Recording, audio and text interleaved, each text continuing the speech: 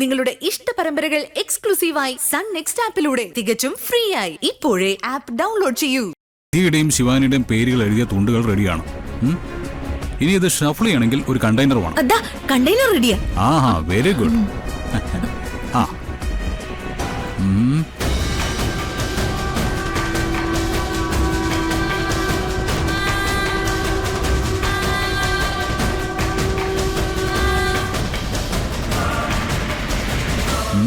ആ ഇതിൽ നിന്ന് അമ്മ തന്നെ ഒരാളെ സെലക്ട് ചെയ്യും.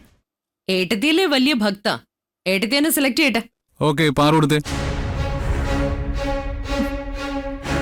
ശ്രീ പത്മനാഭ.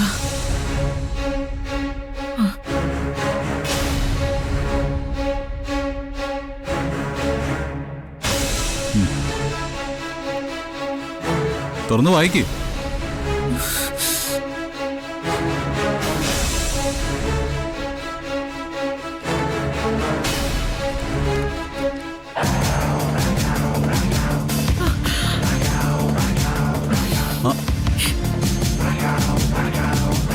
നിധി,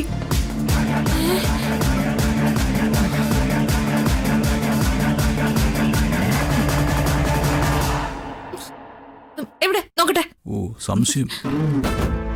ഇതെങ്ങനെ വന്ന്? നിധി എവിടെ നോക്കട്ടെ. മോളെ, ഗൗതമിന്റെ കൂടെ തന്നെ പോയി നീ ചാർജ് എടുക്കണം. വേഗം റെഡിയാവും. ഈ നറുക്കെടുപ്പിന്റെ യാതൊരു ആവശ്യമില്ലായിരുന്നു. ഇതാണമ്മേ ജനാധിപത്യം. ഇലക്ഷനിൽ രണ്ടുപേർക്ക് ഒരേ വോട്ട് വന്നാൽ എന്താ ചെയ്യുക? നറുക്കിടും. ഇവിടെ അത് തന്നെ സംഭവിച്ചു. ദൈവം എന്റെ കൂടെ നിൽക്കുമെന്ന് ഉറപ്പുണ്ടായിട്ടും ഞാൻ ഇതിൽ നിന്നും പിന്മാറാൻ തീരുമാനിച്ചതാ. എന്നെ വാശി കയറ്റി ഇതിൽ പങ്കെടുപ്പിച്ചത് ശിവാനി തന്നെയാ. ഞാൻ വിചാരിച്ചത് തന്നെ നടന്നു.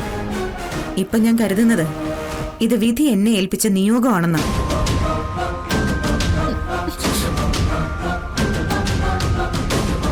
നമ്മുടെ കമ്പനിയിൽ ദൈവം എനിക്കായി എന്തോ ഒരു നിയോഗം കാത്തുവച്ചിട്ടുണ്ട്. അതെന്റെ മനസ്സ് പറയുന്നുണ്ട്. നിയോഗം? അവിടെ നിന്നെ കാത്തിരിക്കുന്നത് നാണക്കേട് മാത്രമാ. സെക്രട്ടറി ജോലി എന്താണെന്ന് പോലും അറിയാതെ നീ നാണം കെടും.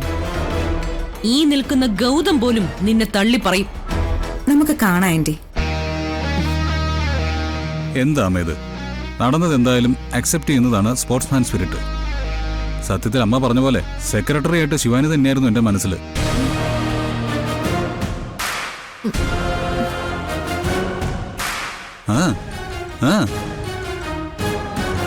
പക്ഷെ എന്താ ചെയ്യുക, ഭാഗ്യം തുണച്ചത് നിധിയല്ലേ.